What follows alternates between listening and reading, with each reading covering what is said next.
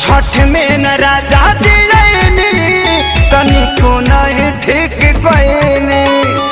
आसो छठ में न राजा जियनी तनिको नहीं ठीक गईनी। तो सुनी सचहू में बनी रवा ले जी राजा करे जा बोली उखिया ले आवे खती के करा के भेजी। राजा करे जा बोली उखिया ले आवे खती के करा के भेजी।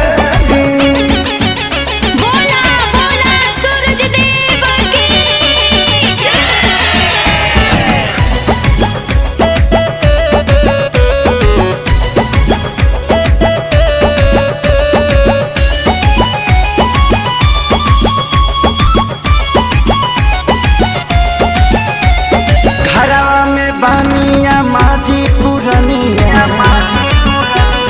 यहाँ के भेजब तो कही का दुनिया। घरवा में बानिया माजी पुरनिया यहाँ के भेजब तो कही का दुनिया।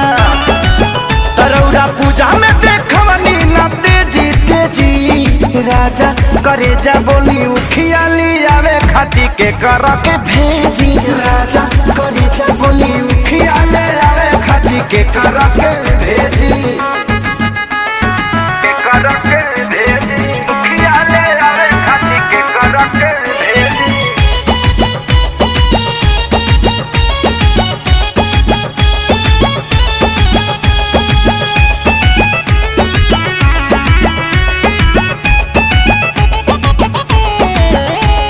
सैया खेसारी बड़ी बरता खीस यादव राज बाट रउले बीस।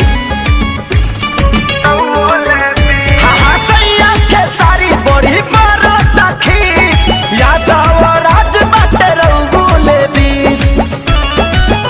हारी कोई हमें करके ओ जी राजा करे जा बोली उखिया ले आवे खाती के करा के भेजे। राजा करे जा बोली उखिया ले आवे खाती के करा के भेजे।